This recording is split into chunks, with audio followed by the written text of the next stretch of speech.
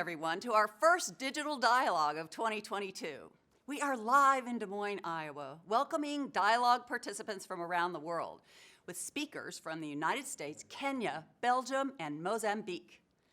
As we gather today, we are in the midst of a great upheaval. Conflicts across the globe are tragically combining with the impacts of COVID-19 and climate change to reduce food security for millions. Our thoughts are with those who are grappling with extreme loss and dislocation in its many forms at this time. Today's dialogue will address the critical issues of conflict, COVID, and climate change through the lens of gender and women in agriculture. Recent events demonstrate that global supply chains are interlinked, and the impacts of individual events around the world quickly cascade, resulting in rising food prices, rising energy prices, and unfortunately, these disruptions most impact the world's hungry and poor. So whether it's a shock of war, a pandemic, food, famine, or drought, women are disproportionately impacted. The short and long-term consequences of these many actions must be mitigated with solutions that empower women's productive capacity as well as their purchasing power to ensure food security for all. We are pleased to present a digital dialogue on all these critical issues. But first, I want to say a little bit more about this year's World Food Prize events. This year, the International Borlaug Dialogue will take place in person and virtually the week of October 17th, with the main program concluding on Thursday night on the high note of another wonderful Laureate Awards ceremony. We hope to announce the 2022 World Food Prize laureate this May in person. I know you're going to be so excited to learn more about another amazing individual devoted to the world's most pressing food and agriculture challenges. We hope the announcement will be in Washington, D.C. in early May. Later in May, we'll conduct another digital dialogue, live with the laureate, where you can meet the laureate and enjoy a little bit more interaction. Don't forget, nominations are open for the 2023 World Food Prize laureate until May 1st. And they're open for the 2022 Borlaug Field Award until June 15th. So learn more all about this process at worldfoodprize.org/nominate. To learn more about all of our events, sign up for our newsletter on the website and follow us on Twitter, LinkedIn, and Facebook. We value all of your input today and your interaction in this event. So, as we proceed into our discussion, use the chat and the question and answer functions to share your thoughts. Now I'd like to welcome Hilary Berry, Secretary General of LadyAgri and today's moderator for the event.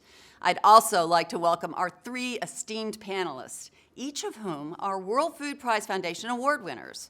Maria Andrade and Rattan are World Food Prize laureates from 2016 and 2020. And we're bringing you the accomplished 2013 Borlaug Field Award recipient, Charity Mutegi. Thank you all so much for joining us today, and please stay tuned for even more events in 2022 from the World Food Prize Foundation. Now, over to you, Hilary, to kick us off. And also honored to be surrounded by such a stellar panel of expertise and knowledge.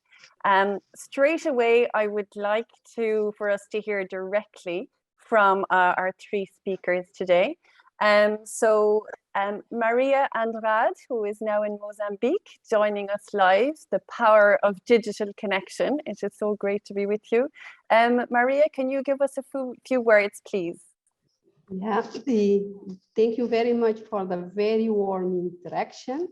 So originally I'm from Cape Verde Island with 26 experience working in Mozambique. First with two institutions, the International Institute of Tropical Agriculture with the headquarters in Nigeria. And since 2006, I work for the International Potato Center, dealing with breeding sweet potato for drought tolerance in Mozambique. I am a principal scientist of the International Potato Center. In my experience, I served several boards of directors. And besides being recognized in 2016 as a World Food Prize laureate, I have received several other awards for environmental protection, science and technology in Africa. And I was selected this year as one of the 25 women scientists to be profiled in a high-quality publication that aim to establish the legitimacy and prestige of women scientists in Africa. So my open statement is that my major interest is to be in the team to solve world hunger and malnutrition, to benefit the most vulnerable women and children in Africa. And sweet potato is considered a woman crop. Thank you. Thank you. Thank you so much, Maria. And I think you are really a role model for all of those young women who want to invest themselves in science and research. And you can show what all of the good work that we can do in terms of nutrition and making sure that those who are putting food on the table, that reminds us really of our title today, doesn't it? It's She Who Provides. So all of our discussions today will be focused on women and those clear solutions that you've been bringing to the table, as you said, by women-dominated crops in roots and tubers and that. I'd now like to move on to Dr. Lal for you to say a few opening words and to share your experience with some of the wider audience. Oh, thank you very much. It's a great honor and privilege to be a member of this panel. Very timely indeed in view of the 3 C's that Barbara Stinson mentioned very appropriately. As a World Food Project Laureate 2020, I really had the privilege and honor to have an opportunity to discuss the ideas on a global forum. And just to give you an example, during the COVID period, the travel was obviously very restricted, but because I was the World Food Project Laureate, I presented 200 webinars globally, a forum that you can never get anywhere except through 2 things: World Food Prize Foundation giving us the opportunity, and of course me being at the Ohio State University. Both of those 2 factors very important. Despite all this, we know that South Asia and Sub-Saharan Africa are still the 2 regions where majority of the hunger and malnutrition prevails. 200 million in each of those regions at the recent, and until that is addressed, the food insecurity and malnutrition problem cannot be globally solved.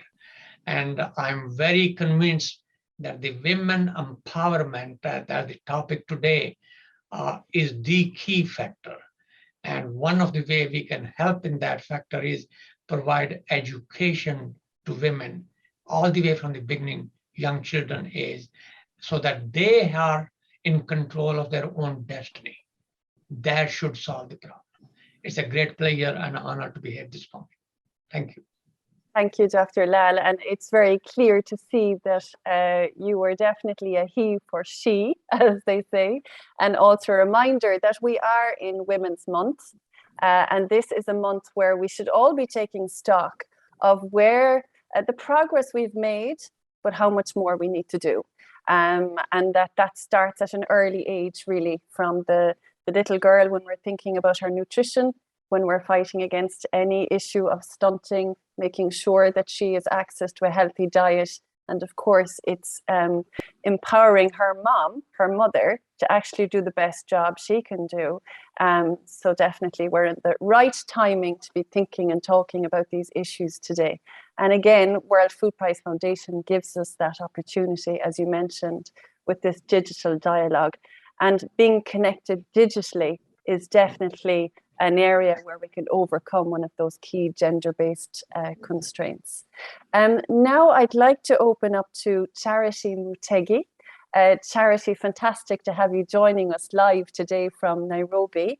And perhaps you can share a little bit of your journey and what's brought you here today, and some of your thoughts, your opening thoughts. Thank you, Charity. Thank you very much, Hilary. Thank you very much to the World Food Prize Foundation for this opportunity, and a big thank you for all those of us who've been able to join us today. My name is Charity Mutegi. I'm a food scientist by profession. I have had the opportunity to work in government, in public sector, in research for the Kenya Agricultural and Livestock Research Organization. I've also had the opportunity to work with the CG Center, the International Institute of Tropical Agriculture. So we do share a history with my good friend Maria. And beyond that, I'm also a food safety consultant. Now, it is really not possible to talk about food security anywhere in the world, and particularly in Africa, if you did not define it based on its 4 pillars: accessibility, availability, nutrition, and equally important, food safety. And that is why, for me, that is an area I'm passionate about, to ensure that we have technologies that are being advanced that speak to solving food safety issues, addressing the policy environment, as well as the regulatory framework. And to conclude, the big C's that we're talking about, conflicts, climate change, and COVID, it is really impossible to dissociate these 3 C's. They are so intertwined, and we look forward to getting into this discussion and trying to understand how they are intertwined, but also what are the immediate solutions, particularly for the she. Thank you very much. Thank you so much. Thank you so much, Charity. I think that brings us in. I'm very lucky today, I think, with my 3 panelists, because I almost feel as if we're co-moderating, and this is very much a journey that the 4 of us will be making, and with the wider audience. So very much encouraging the audience to put your comments in the chat, and please contribute to our discussions today. It is a dialogue, not a monologue. So it's important that we're working together on this today for the next 80 minutes or so. So just to give a couple of reflections from my side. So as Barbara said, I'm Secretary General and founder of LadyAgri Impact Investment Hub. And yesterday I returned to Belgium, having spent the last week in Guinea, in West Africa, in rural Guinea. And there I was actually out on the front line with women farmers and women agri-entrepreneurs. And I think there was no better preparation for today's panel than the time that I was privileged enough to actually spend with them. Hello, we're returning. We've had a video and internet glitch for Hilary. We hope she returns soon. So I'm just going to pick up with our panelists and launch us into the discussion. So if each of you don't mind, I'd like to talk a little bit more about the interface between COVID, climate change, and conflict. And understanding that while we're slowly emerging from COVID-19 and the pandemic of the last 2 years, we're really faced with explosive conflict in the Ukraine, combined with other global climate change challenges. All 3 of these issues perilously impact women and supply chains and the markets. All these disruptions cause women who are just an integral part of our food security solution tremendous challenges. And we need to be sure they have both the agency, influence, and access to all the necessary tools and knowledge in order to be able to finance themselves, produce more, and continue to feed their families and others. So let me just start with an exploratory question. What really do each of you think of the particular confluence of events at this time, and what are some of the best solutions to be thinking of? Why don't we start with you, Rattan? Oh, thank you, Barbara. That's an excellent question. Yes, doesn't matter how we look at it, the 2 regions, Sub-Saharan Africa, South Asia, and elsewhere part of the Caribbean region, women probably have most important role to play in food and nutritional security and the family well-being. So how can we address this issue is through empowerment. I think we should make sure they, being the farmer, small landholders, often less than 2 hectares, and very resource poor. So providing them the basic necessities through use of existing scientific proven knowledge is really the way to move forward. In this regard, I must say that the important role of private sector can never be overemphasized. private sector can help translate science into action, work with farmers, especially women farmers, small landholders everywhere throughout the world, provide them the required input, may it be improved seed, may it be input of fertilizer, irrigation facilities, pest management, soil health improvement and restoration. These are all very important, and private sector in cooperation with the government and other NGOs can really transform this. Scientific knowledge is known, translated into action is really what we are looking for. And I think any mechanism that can empower women farmers throughout the world will be a right direction, right step to take. Wonderful. Thank you, Rattan. Let's go to Charity. What are your thoughts? Thank you very much, Barbara. Now, allow me to put things into context, and let us appreciate that the 3 C's, we're not necessarily saying that they affect women alone, but the impact of women is felt very significantly.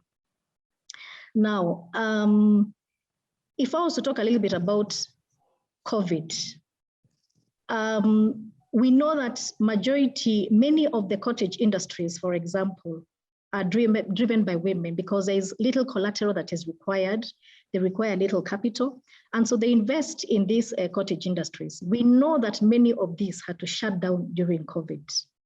We know the issue of COVID babies. There was a lot of time that was used by women to stay at home, and the social complications that come around, staying in the house for a longer period.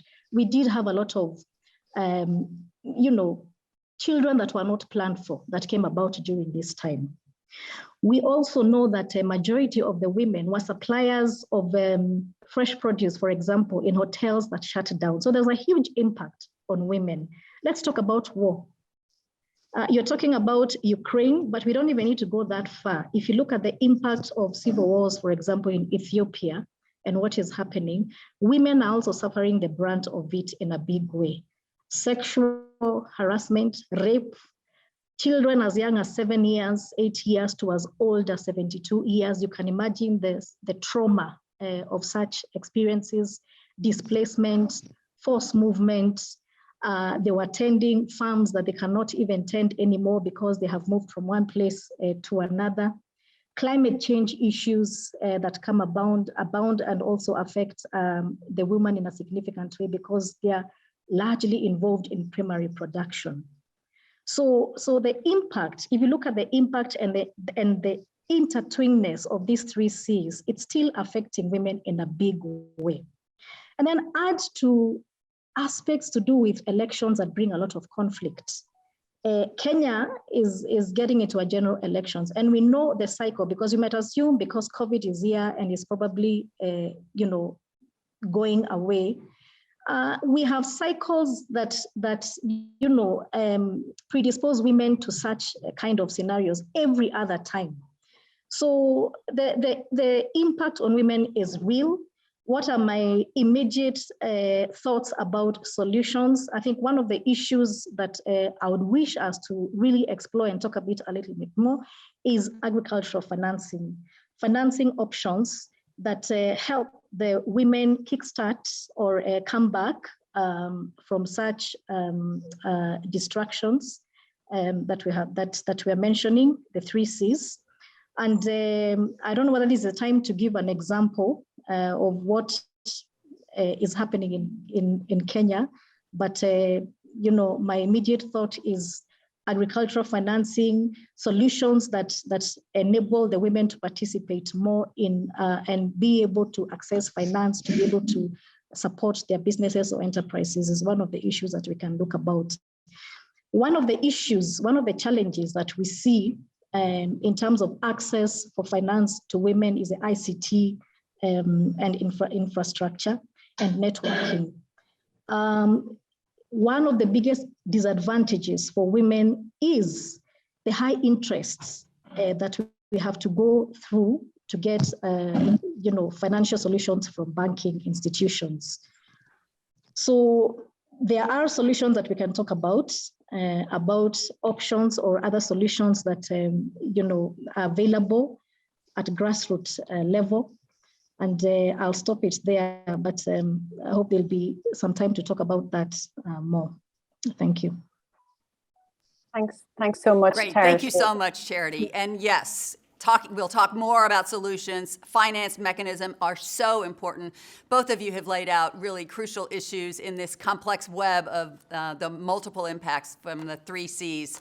We have, Hilary is back. We have amazing accomplishment here. We have strong feed from Africa, from 2 different countries, and Brussels goes down.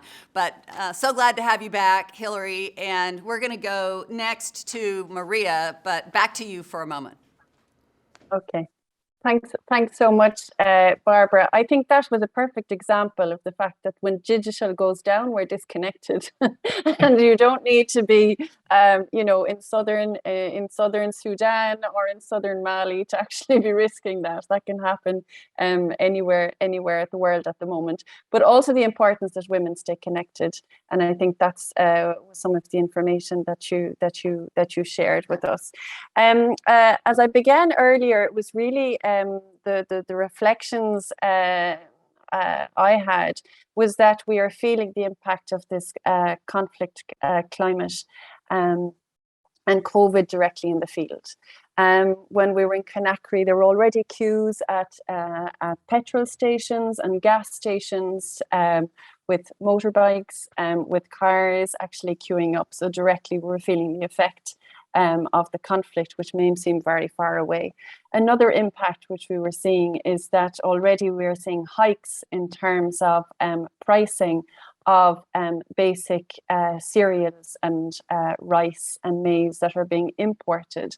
From an African perspective, we still have a huge overdependency on production coming from other parts of the world. So what may be happening far away is definitely being felt in our purchasing power, and that is women's key responsibility, as well as production.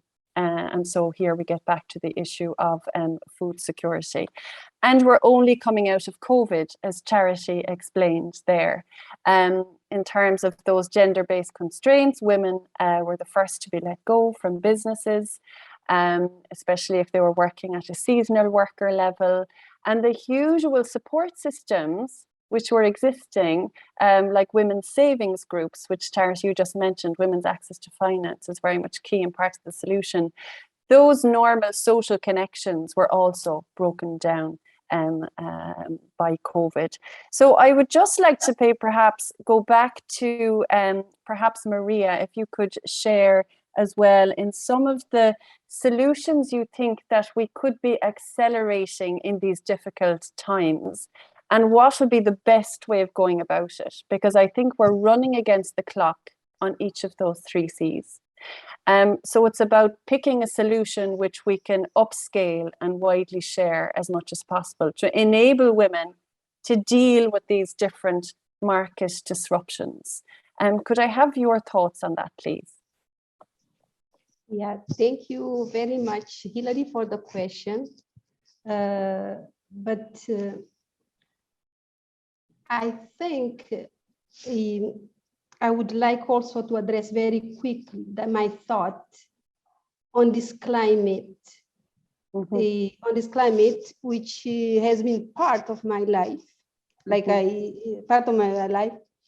because being born in Cape Verde Island, which is a Sahel region, it is true that I understood from the very beginning, very early age, that drought and hungry, it was my problem. Like I said, food was never enough, and the neighbors had to find alternative, really, to survive. The smallholder farmers, often women, for example, plant maize 3 times in the same growing season because of the pattern of the rain. So, and that is also the reason that I went to agriculture, because my dream was to really solve the world hunger, because I always thought about my mother, who is in the system with so many children, and often many of us went to bed without food. So this is really something that touched me so badly when I was very, very early. Because also my environment in Mozambique, I'm really a living testimony, really seeing all these cyclones. Like, for example, last year we have a single district in central Mozambique who was hit by cyclone 3 times. We had to plant sweet potato 3 times. So climate is really something that is real. And we really need to do something to really overcome the climate. But I can also go into the single country with so many situations. The war in Cabo Delgado, 732 people, 32,000 people in Cabo Delgado was displaced because of the war in Cabo Delgado around the gas and petrol in Cabo Delgado. So you see, these are real stories that we really need to look with a lot of attention to find out. But who are the vulnerable people around all this? It's all female, most of them female. Often they are all in the camp where they are provided with food and shelter, and they even lost, especially the adolescent girl, which are often very violated in the camp because they even assisted by psychologists to be able to put them in place to be able to come up back to the system. So this is a real situation that but with this also you find, you go to Nigeria in West Africa, is the same thing. You go to Zambia, they lost a lot of their crop in 2019 due to drought. So this is a general problem, and the most affected are females. But in order, for example, I can say to solve this problem is about, I would say, empower women in the areas of small enterprise, providing them with some fund, and linking the how you call it, the extension service to train them and to be able to make an income for their own family and all that. But it's a real issue that's facing the continent. So right now, for example, we are talking about Ukraine, but like Charity was saying, it is even closer to us. Mozambique and all these other places with conflict. We spoke about Mali 2 years ago. So it's something that, but the most vulnerable are female. Thank you. If I could perhaps ask Dr. Lal your feelings on this, because what Charity and Maria have shared is that we end up entering a cycle. So we end up entering a cycle of conflict, displacement, loss of land. Then we're talking about food aid. We're no longer talking really about production. But could we do something perhaps in advance so that food insecurity is a major cause of conflict? Is there perhaps mechanisms that we could put in place in a prevention mode to break those cycles? Hilary, absolutely. You ask a very good question. Let me take the case of sub-Saharan Africa, where 60–70% of the small landholder farmers are women farmers. The fertilizer used on a continental scale in sub-Saharan Africa is 17 kilograms per hectare, compared with the world average of 135 kilograms per hectare. The crop yields are low. Corn yield is 2 tons average for the entire region, compared with more than 5 tons for the world average. The yield of wheat is 1 ton per hectare in sub-Saharan Africa, compared with world average of more than 3 tons per hectare. Same thing applies to soybean and other pulses yield. So there's a big yield gap. And the yield gap not only because the nutrients are being mined from soil, not being replaced according to the basic simple law of return, that everything that you take from soil must be returned back in one form or the other. I don't know how, but it must be done. And because it's not being done, there's a net negative nutrient balance of 30 to 40 kilograms per hectare on a continental scale per year.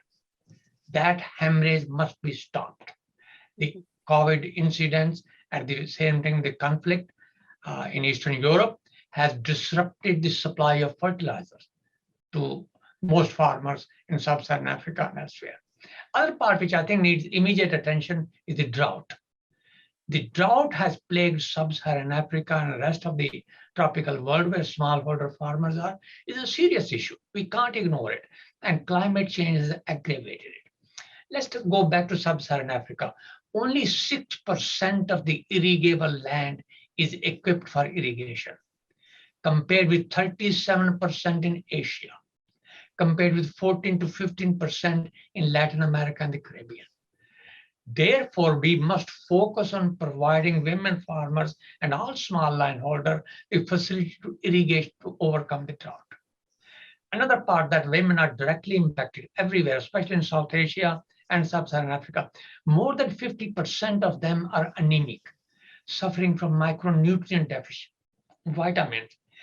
The food quality is directly related to the quality of the soil on which the food is grown, because the health of the soil, plants, animal, people, environment, and the planetary processes is indivisible. Yes, human health is related to animal health. The COVID-19 has demonstrated it, but the fact is food is the medicine.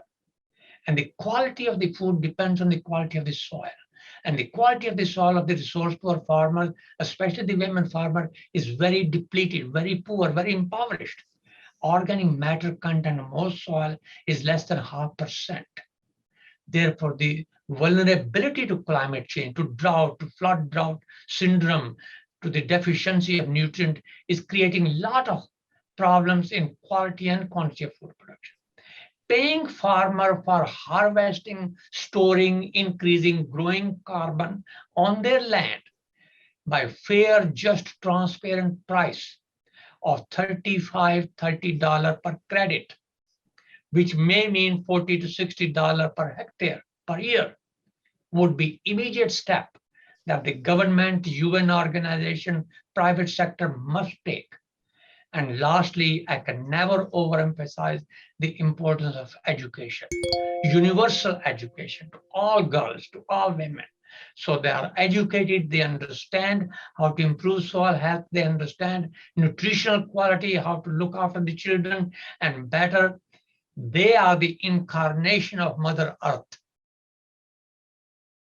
And just as Mother Earth provides everything, so do the women provide everything for human well-being.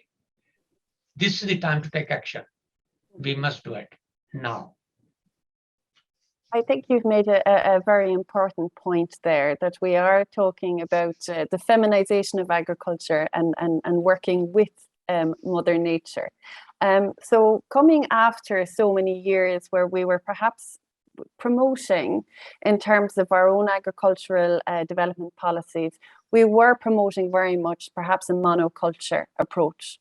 And I think this is the point where perhaps we do need to take stock of the model that we were pushing, which now is really not adapted either from a food security point of view or from a climate change point of view. So we need to be reinvesting into that soil quality. We need to be reinventing how we actually manage farms so that we have better food security, we have a variety of production, and where we're also working with crops at different seasons through the year. Dr. Lal, you'd like to jump back in here with me, I'm delighted. Very good point, Hilary. Integrating crops that women farmers grow with trees and livestock, where conservation agriculture combined with trees for recycling the nutrients and protecting Earth and transferring carbon dioxide from atmosphere into the land. So land and rewarding farmer by the society for doing that is really the solution. Exactly. And perhaps there are lessons where we can share there as well between the different policies. I'd like to come back to Charity. I will be making kind of a direct transition into our next point from here. So we're talking about more of a basket approach from what Dr. Rattan has just shared and my own thoughts, making sure that we're intercropping, that we're building up food security for the producers themselves, but also in terms of building up capacity to produce cash crops and crops which will generate revenue so that we get beyond that subsistence farming. Where we have a challenge is that getting investors interested here. When we talk to the investment community, we talk about scale and volume, and this almost puts us back a step towards that monoculture. How could we, do you think, perhaps Charity, from your experience in Kenya and the surrounding areas, how can we get investors really investing about through that climate smart agriculture, getting them interested in investing in a different type of production, but also investing through women, because we know in Kenya only 2% of women actually have their name on land titles, and owning assets is really a difficult challenge for women. Do you have some thoughts on that, Charity? Thank you, Hilary. Prevention is better than cure. Let's start from there. And so it applies to some of the climate issues that Dr. Rattan has really talked about. And I'm going to talk about policy because some of our processes are really pushing investors away, and women as well. I mentioned about interest, for example, tax regimes. And I think this is something that is very common across Africa. We are taxed heavily, really taxed heavily. And the cost of even doing business, even for agro-processing, power, for example, has become so expensive. So there's a part for government to play into ensuring that some of these tax regimes are really looked into to encourage women to invest, but also to encourage private sector.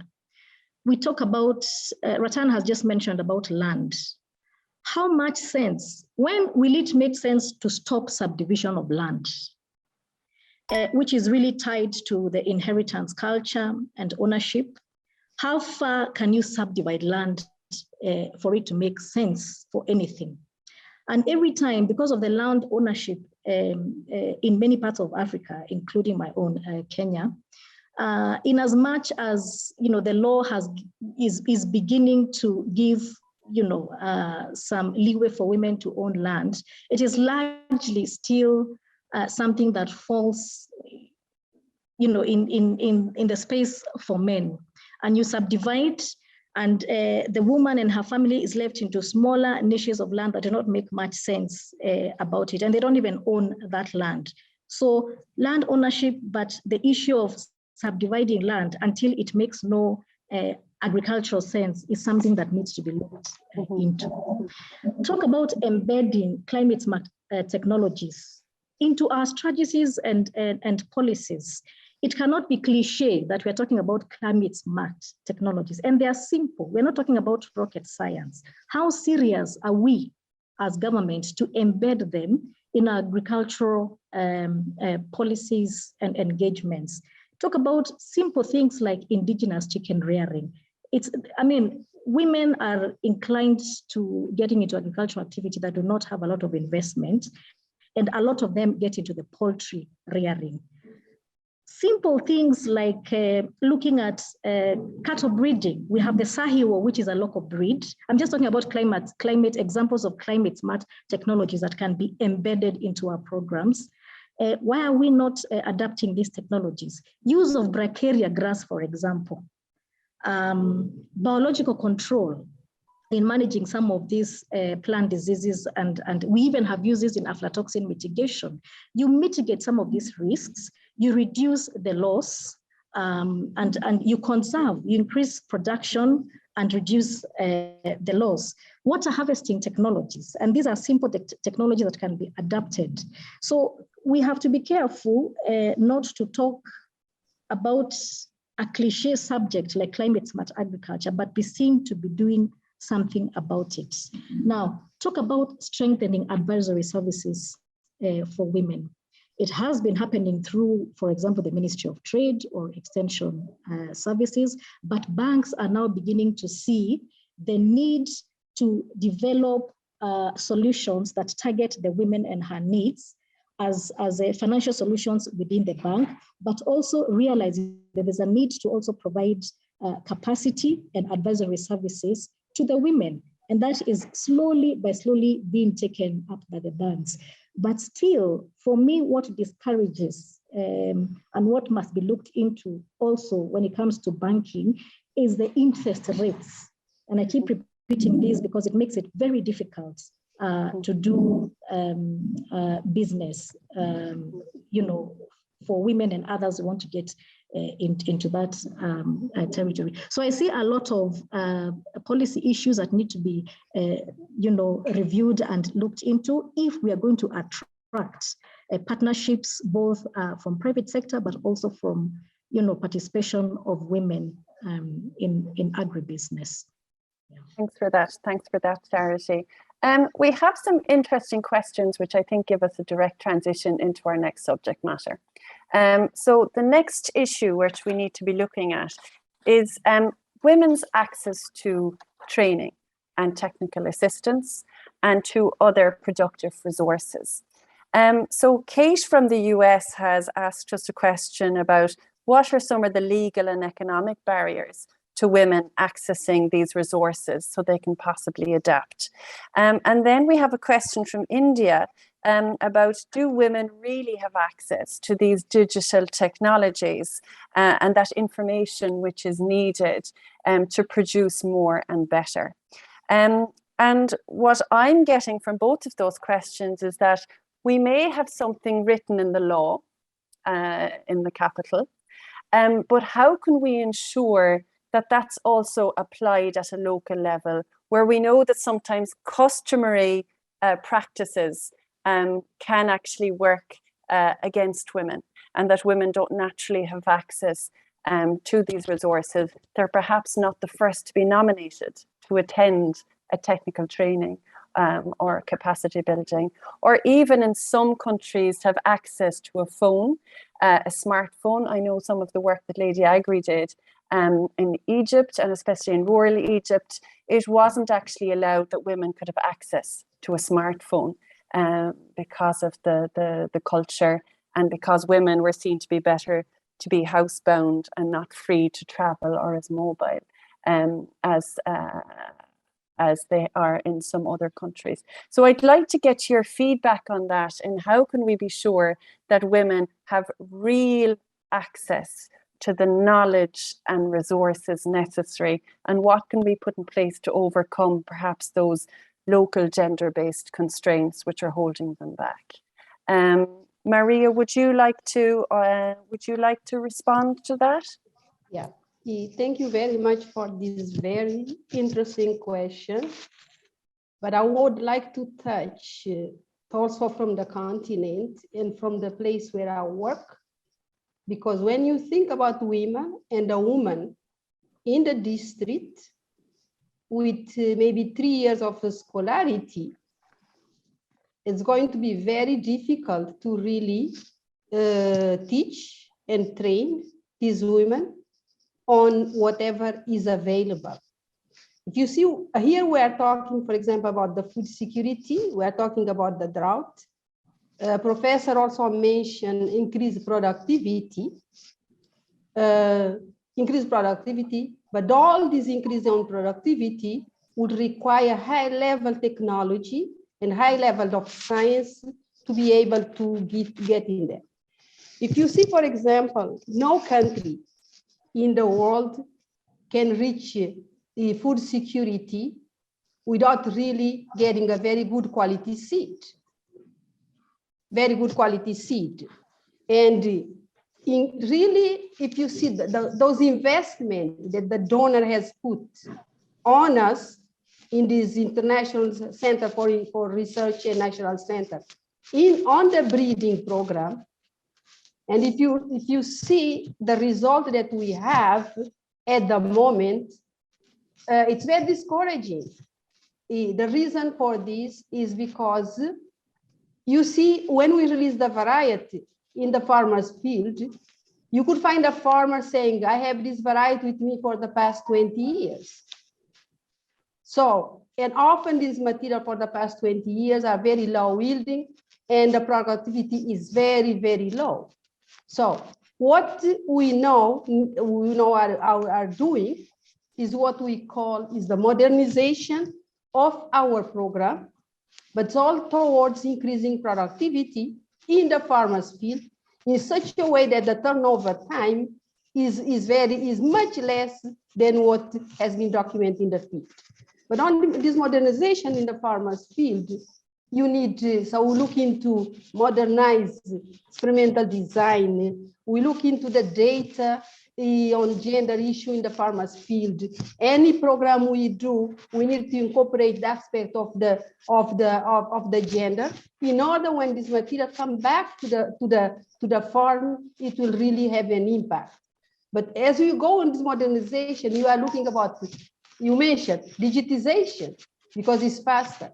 And you want to come up with a variety much faster than we ever did before. If I give you an example, in the past, sweet potato took 8 years to produce a variety. Now we cut the time in half and produce in 4 years. But also this material that we bring to the farmers, it has also to have attributes which are vitamin, minerals, because it is a real problem under COVID-19, under conflict, and the food insecurity. So if you think about what, with the level of scholarity and the situation of a woman in the district, we can work, but it is going to take much more capacity, one-to-one, a visit to the house, visit, a lot of training to be able to come up with something that will benefit. Not only this, but also looking into other aspects, which is train on how to run a business, train on agro-processing, train on other issues that would really come up with some income for the family, for the children, and for all that. So it is a very complicated issue. Thank you. I'd like to come back to Dr. Lal. I think we have perhaps solutions which we've seen work elsewhere, where perhaps there's a different approach to that extension work and that accompanying the farmers. And I suppose the question which I raise is that sometimes when we upscale solutions, we can actually cause more harm in terms of targeting. So we might have a risk there of women being excluded from the solution. So how can we bring forward an extension model where we know women are fully involved and have full access to that know-how and technology which is needed? Perhaps you have some examples there which you can bring. Hilary, you are absolutely right. Women farmer, resource poor farmers who do not have property right on the land, they are being excluded from the technology that is available. That brings to the question of poverty. There is a strong link between income of the farm and the health of the land that they manage. People, in fact, are mirror image of the land that they work on. When land is powered and impoverished, it produces poor income. The people are poor and desperate and miserable, and they pass their misery back to the land. And this vicious cycle is where our resource poor farmer, especially the woman small landholder, who do not often have land right, are caught into the grip of that vicious cycle. The entry point has to be breaking the poverty issue so that they have access to resources to be able to use the input that science-based technology requires. I was working at IITA in Nigeria from 1969 through 87. I worked on conservation agriculture. I worked on agroforestry. I worked on integrating crops with trees and livestock. But the technology that we tested, verified in many countries, 14 myself in West Africa, was never adopted. Only 1 million hectare or 1.5 million hectare at the most are under conservation agriculture. even the improved varieties, elite varieties, the best varieties, they cannot perform miracles of pulling out the water and nutrients from a land where they do not exist. So we must make sure that the farmers have those rights. So the first part of alleviating that poverty cycle is to make sure they have property rights. I remember when we encouraged farmers to plant trees, to integrate crops with trees, the idea was if you grow tree, the land belongs to the tree grower as long as the tree grows in it. Nobody wants to give them the land in the first place. I talked to farmers, why don't you leave the crop residue on the land for conservation agriculture, because your next year crop will be better. The answer was, we will not have this land next year. Why should I leave it on? So here are the socio-economic and cultural barrier which need to be overcome. Whether you are in South Asia, whether you're in Sub-Saharan Africa, whether in the Caribbean region, the problems are the same. Lack of resources available for the farmers cannot afford to provide this input. Then there's the question of effectiveness. Farmers sometimes, when the land is degraded, these technologies we are talking about often are not effective, because the soil was not responsive to those technologies. So this is a question of really how can we change the science into action through empowering the farmers, the women farmers. And that requires a global action. We must make sure that the farmers everywhere, especially 60 to 70% in developing countries, women farmers have property right, have access to capital investment, have availability of technology, and they are guaranteed that they will be rewarded for the good economic services, ecosystem services that they are providing. That requires definitely a different model of extension that we have. Some of the extension institutions that I am familiar with developing countries are not the same as the land grant institution in the United States, for example. We have a very close relationship between education, research, and extension. These all come under the same umbrella. In developing countries, often agriculture, extension is under some organization, education under another organization, research is under third. There's no link between them. The other part is most of our research does not involve on-farm research under real-world conditions, working with farmers, asking them, what are your issues? We are researcher, your servant to address them. That equity does not exist. That we have to do something about. A model that focuses on farmers, ask them, what are your issues? We should, as a research, address them. I think that's a lovely transition, and Charity, I'll be bringing you with me into the next subject matter here. Because our third area that I think Dr. Lal, you've now just spoken about, and what Maria has alluded to as well, is that policy line. It's almost the vision of our agricultural ministers in each country. What's their vision in terms of developing the agricultural sector? We know that outside of mining, and perhaps countries have other natural resources, but really agriculture is the key area that needs investment. And even going back to the Malabo Declaration, where each of the agricultural ministers and governments committed that 10% of the national budget will be dedicated to agriculture.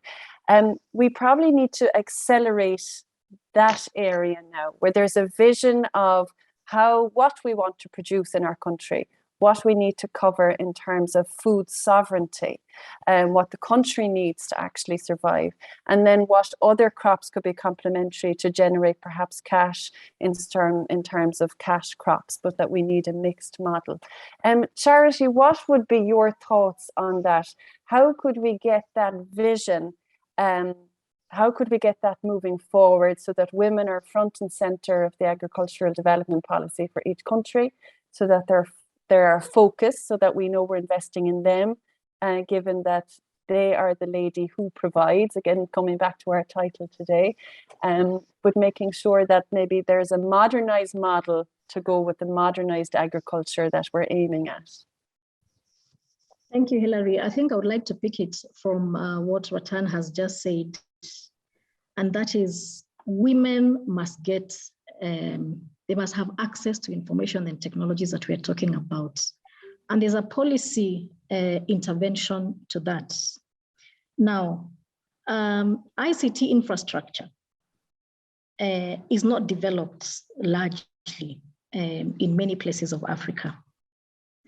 And if you're talking about access to information, access to finance for women, for information and finance to get to the grassroots, you really need interventions that can, at policy level, that make sure infrastructure, ICT infrastructure, is able to get these from the laboratories, from the NARS, the National Agricultural Research Institutes, from our university premises, into the hands of the women or the end user. Now, we largely depend on the telecommunication sector to provide some of these infrastructures at very high cost. Is that the best way to do it? And yet we find that some of the solutions to high interest rate, for example, for women to access solutions, lie in the fact that you can have digital solutions and the Internet of Things coming together for women to be able to use platforms to access finances without necessarily having to go through a lot of collateral. How much of that can be government's responsibility by reviewing how they deploy some of this infrastructure at grassroots level?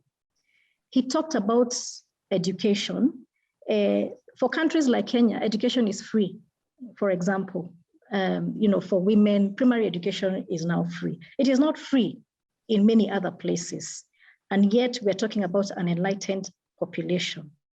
It is something that, makes a whole difference when you're talking about understanding and being able to access information. Now, we talked about policies that attract women entrepreneurship in agribusiness, relaxing taxation regimes, for example, introducing subsidies can help, especially when you're talking about aggregation or agro-processing equipment. That becomes very useful because we know a lot of them invest in that sector. Mm-hmm. So again, reducing interest rates also becomes important if you're to attract women participation in agribusiness. Now, the other wing is trying to develop information hubs. Rattan has also alluded to this, but all this indigenous knowledge we're talking about, where can it be found? Is it accessible? Do we have platforms that can ensure that this information is being disseminated? We do have mobile apps, for example, in Kenya that inform farmers about prices, about weather, about soil conditions and crops that can grow in one place and not another. Are they free? Are they easily accessible, for the farmers to use? So for me, I see a lot of ICT and the reduction in terms of costs and ensuring that it is available and can ensure that information and financing is stretching all the way to the grassroots level. Now, Rattan talked about land ownership. Again, in Kenya, women can own land, but the same constitution against customary laws still gives men the right to own land. You have conflict of interests. Yes, we have the constitution that is availing and allowing women to own land for the purposes of collateral, but you have conflicting, aspects of the law that take away that opportunity from the women. So harmonizing and reviewing some of these, laws requires to be done so that anybody has access to land. It is just not on paper, but it is practically happening. Yeah. Charity, thank you for that. What I'm gathering from both Dr. Rattan and yourself is really the stress on building an overall ecosystem which will be favorable. And part of that ecosystem is we know that we need to have forward-looking vision in terms of agricultural development, because that is what will actually attract the investment community. We also understand that banks are actually just intermediary agencies, where they are actually sourcing their credit lines, whether it be for an agricultural development line, or whether it be to develop ICT, or whether it be to develop off-grid electricity resources. They're sourcing that from the international market. And the international financial market will be looking at countries from a risk perspective. And so one of the questions we've received on the chat is that some of the countries that we're looking at, which have been subject to instability, like Sudan, Ethiopia, Somalia, DRC, and Mozambique, as such, they are stymied or disrupted by the conflict, and that lets them into a cycle where it's very difficult to actually attract long-term investment, and it's long-term investment we need if we want to develop the agri sector. I'm wondering if I can go back to Maria here, and maybe get your perspective and maybe some concrete examples there from the ground on what can be done to actually encourage investment and encourage that women have access to these resources to actually modernize those agricultural production possibilities. Are you there, Maria? Yes, I am. Yes, more investment in agriculture is really needed. Again, there is a commitment that every government should invest their 10% of their GDP into investment in agriculture, but indeed, it does not happen. I'm sitting in an institute where the investment is only to pay the salary of the staff. When Maria, you come can you push on your camera, please, so that we can see you, or is there an issue with the connection? I'm not sure. Let's see.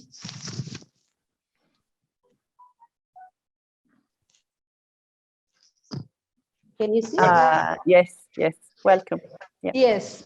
Like I said, I'm sitting in an institute where the money that exists is only to pay staff salary.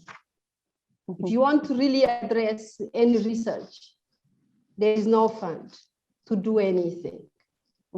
And also we know from our work around the world that when women and girls have better access to information, to resources, and opportunities, we can make their life and their family, as far as the food security and nutrition, much better. But much better. So for us, for this to be able to be done, this investment is a must. The education is a must on the women. But I want to address, just like Professor and also Hilary, on information. Women does not have access to information, does not have access to those opportunities. And also the education level is quite critical for them to be able to engage. So investment must be in education, investment must be in information and training for them to be able to catch. And it's the responsibility of all this government to come up with some investment for agriculture and to engage all their farmers, like it was mentioned, 60%. In Mozambique, 70% of the farmers, smallholder, the people that produce food are smallholder farmers, and mostly them women with very little use of fertilizer.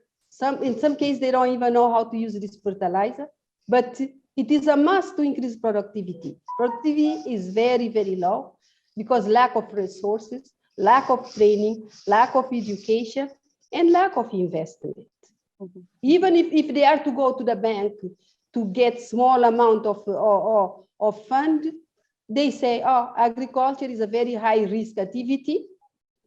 It's very difficult to get funded.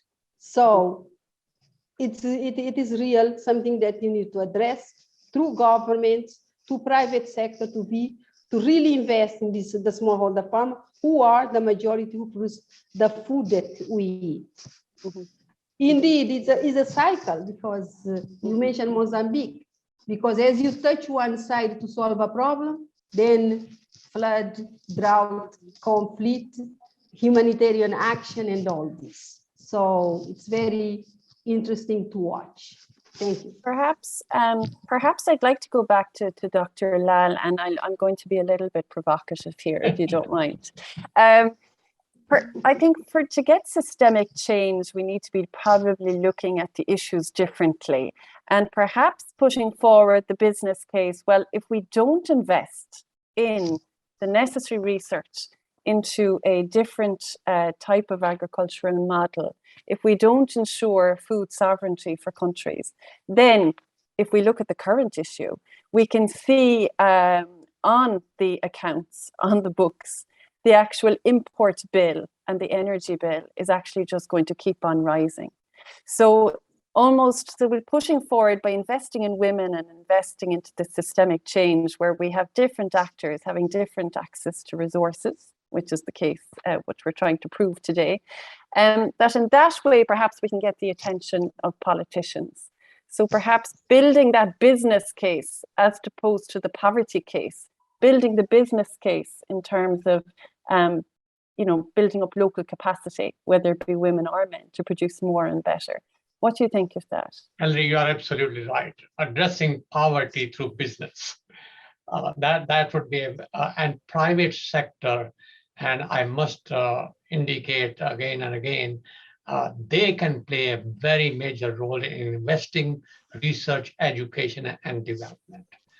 I do not want to name companies, but most of them have done very well in elsewhere. And I think there's a need to do more, especially now that the world is facing the CCC issue that Barbara and you have mentioned in the beginning. While I'm speaking, I do want to mention a few things. Refugees. I cannot forget that. There's a good reason that I cannot forget it. And their number between 2014 and 2023 was 35 million before what happened in Eastern Europe, which is additional 3 million. And most of them, unfortunately, are also women and children. And therefore, refugees everywhere, whether it's internal displacement in African, many countries and elsewhere, that really need to be addressed. Coming back to small landholder farmers of Africa, especially women, drudgery and hardship. I can never forget bent down figure with a hoe, small handle hoe, making mounds with baby tied on the back in a temperature of 45 to 50 degrees Celsius. We must address that through investment in modern, innovative technology. I cannot overemphasize. We must teach women, farmers, and small landholder what are the soil health indicators that they can understand and relate to, but business community can provide them a handheld Wi-Fi kind of device that can monitor health of their soil under different system of management. So they can relate to it. And it is not something they have to take it to the laboratory, but they can do right under field condition. Business community, whether it's Microsoft or can do miracle in doing that kind of issues. The third thing I should mention very briefly, weapon of mass destruction. We talk about weapons of mass, and you know what they are. The biggest weapon of mass destruction we never hear about, 17 people dying every minute globally, is hunger and malnutrition. Most of that in developing countries. Most because our farmers, women farmers, are not given access to technology. And world, the private sector, the business community, lending organization, African Development Bank, Asian Development Bank, Latin American Bank can do a lot in doing that. Their investment will bring them more return through this avenue than through any other avenue. I should give you two examples. One is at the last UN Food System Summit, we started a program called CASH. That's Coalition of Agriculture and Soil Health and its Management. It has already received endorsement from more than 110 countries. We must translate that into action. And the idea is on the ground implementation of technology. And nowhere else that's more relevant than small landholder farmers of Africa, South Asia, Caribbean, elsewhere, which are women farmers. The other part is the Latin American program called LISOM, Living Soils of the Americas. And this is being implemented from the World Soil Day, 5th of December, 2020, with the help of IICA and my center at Ohio State. We need to implement those kind of programs which indicate soil has the divine power to translate death into life. And soil has the capacity to quench the ferocious fire in the pit of an empty stomach because of the bread grown on a healthy soil. And this message that the soil is a living entity, it needs to be resurrected in its life-giving power through empowerment of the women farmer is something we cannot forget. And today is a good day to make a pledge, especially with the help of government and non-government organizations and private sector, and those who help translate science into action, make them a plea. Do not wait any longer. Today is the time to do it. And I want to thank you and Barbara for really bringing this to attention of the global through the World Forum that you're organizing. Thank you, Dr. Lal. What I'm getting in from a number of the different questions coming in on the chat is that there is definitely a call for action. There's a call for action from all of those who are connected today from the Global South, that we do need more investment. We need investment in terms of production and resources.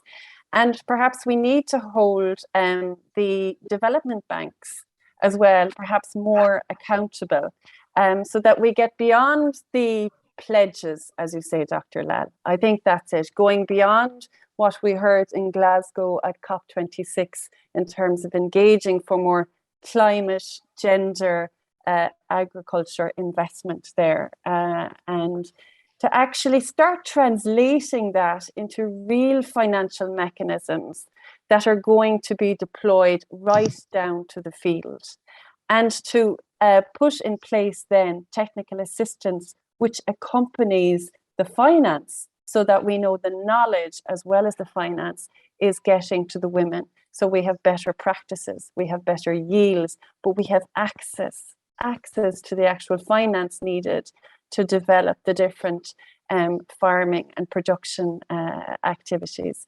Dr. Lal, I see you're biting at the bit here. You want to come back with me? Hilary, you are an excellent moderator. You just brought up a point which I could not resist. As I would say, CGIAR, since 60s, have done miracle. I cannot say more about them because they have saved hundreds of millions of people.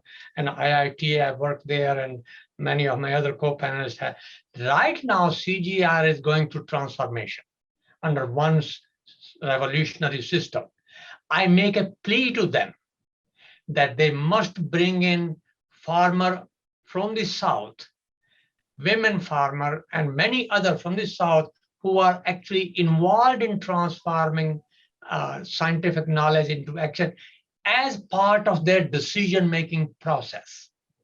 This is a time they can bring women farmers and small landholders into their decision-making process, because they are the one which are really at the forefront of the problem being faced by CCCs.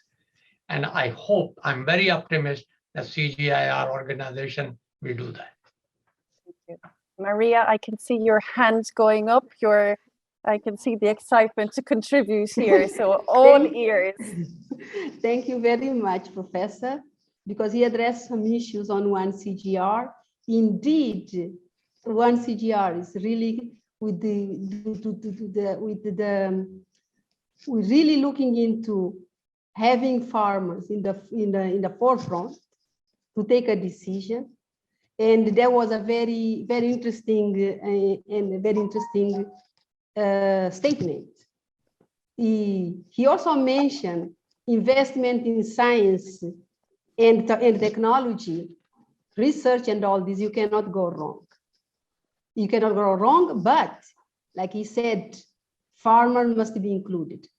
Farmer must be the one that chooses what is good for them. That is why there's no program in breeding that does not assess the aspect of gender will pass. Because now we have a program they call a stage gate approach, assessing, coming up with a product profile. The product profile is bringing all the information from the farmers of exactly what they need in their variety, and we keep on going until coming at the very end of the stage with the variety that the farmers need. Indeed, in a way to organize our farmers in cooperatives to ensure that these women's voice is heard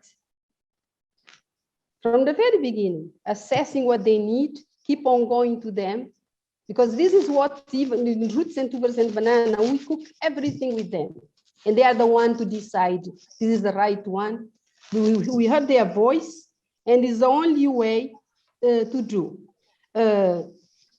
Also, we need to support, I think, the government to adopt policy to promote those women, because they are very valid contribution in the farmer's field.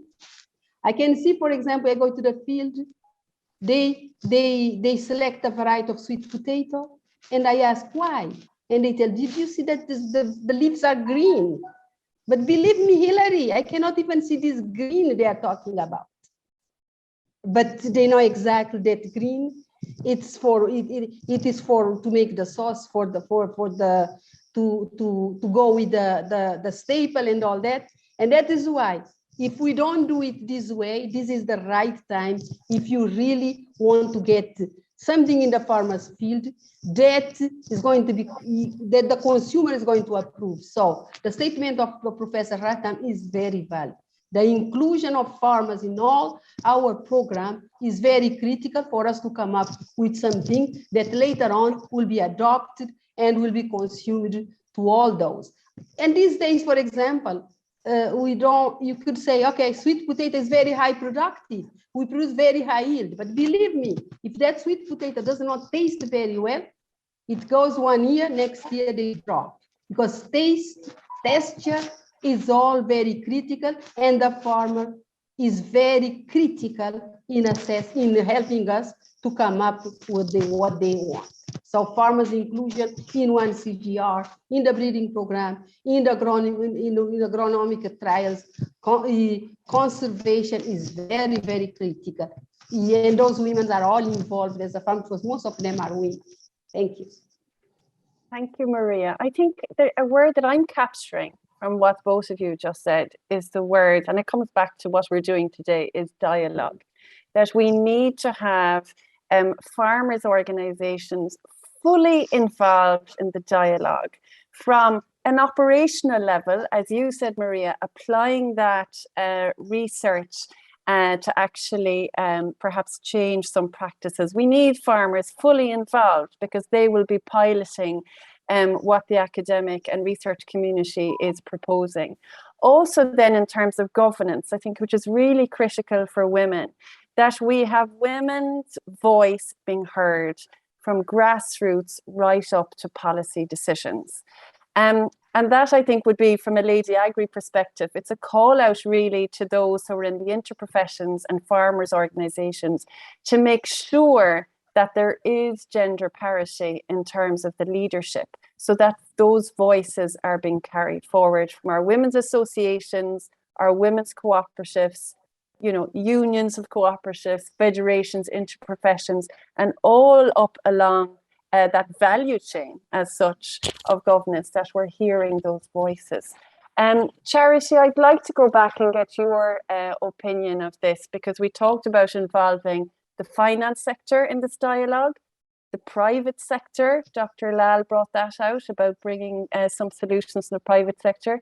We have government authorities, and we have also now, we've suggested more and more implication of the farmers' organizations. I know there's a lot of key examples of that in, especially in the horticulture sector in Kenya.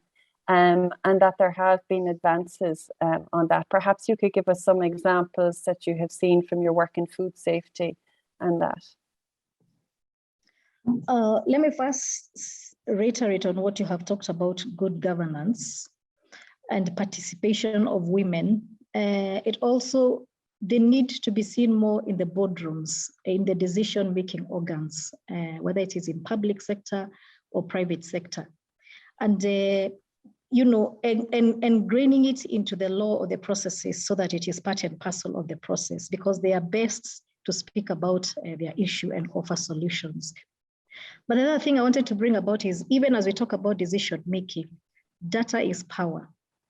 A lot of our contribution as women is probably does not have indicators that can ease, unless they're economic activities, it becomes very difficult to document the contribution of women in the agricultural space.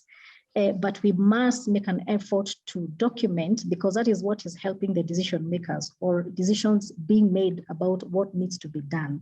So documenting, generating data about the contribution of women. The other thing I wanted to mention is infrastructure. Now, and particularly roads and electricity. Because if you're talking about, as Maria mentioned, mechanizing or providing solutions that make it easier for women to operate at the rural area.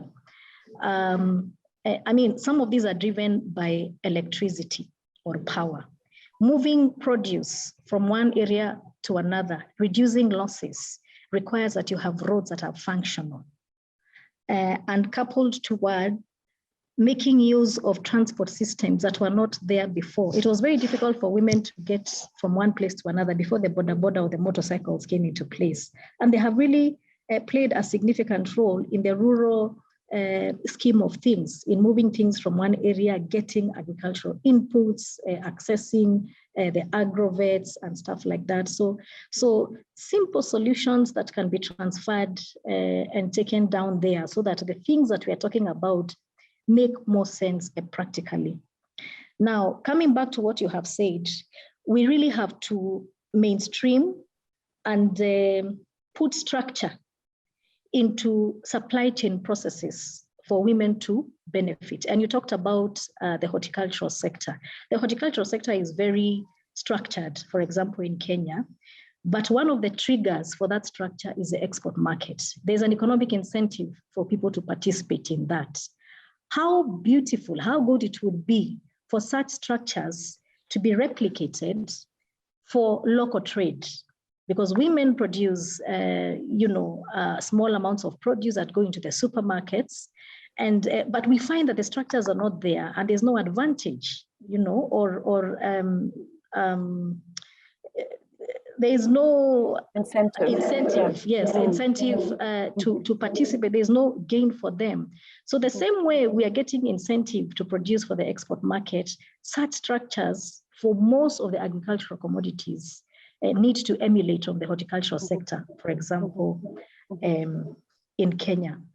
Now, the other structure that is working across board, I want to give an example of something here called table banking. And I think it has been used in many places. The structures we are talking about and women's participation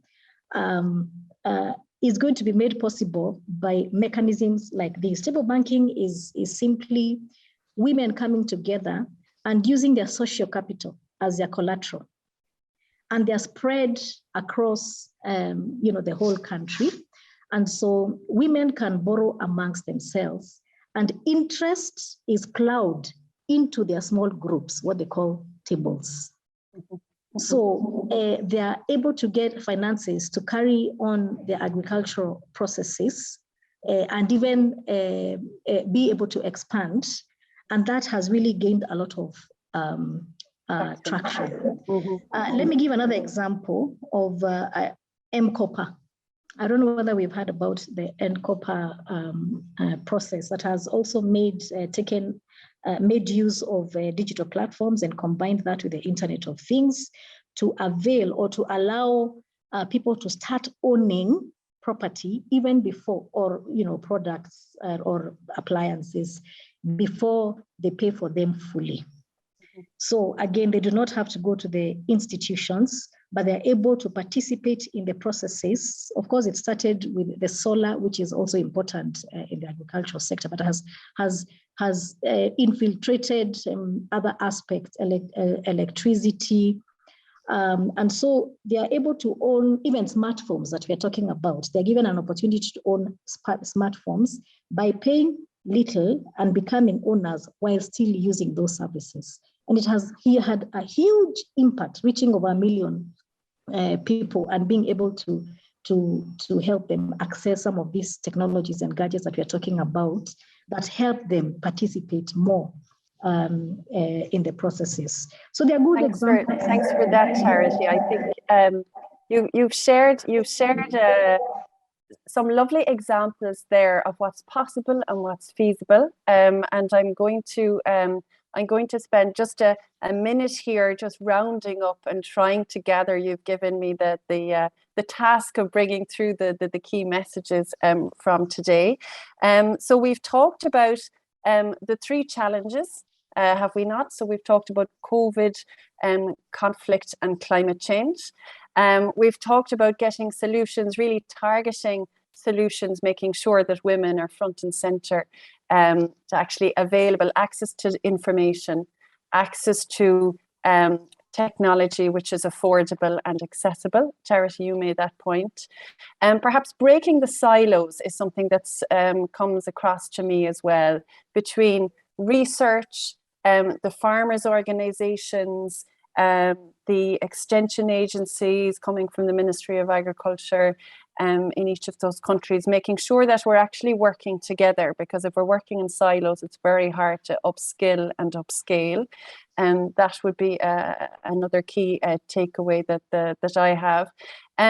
Building the business case that the cost of climate destruction, the cost of when we're not in a preventative, but we're in a curative mode when conflict has happened and we have displaced refugees, making sure there that we're getting ahead of the clock so much. And we have 3 clocks going at the moment, trying to get ahead in terms of building resilience. So making sure that perhaps we're looking then at a mixed cropping model, so we have better revenues for farmers, that we're making sure that we have access to infrastructure. Again, we're not just talking agriculture on its own, but how do we actually get that product to the market is key.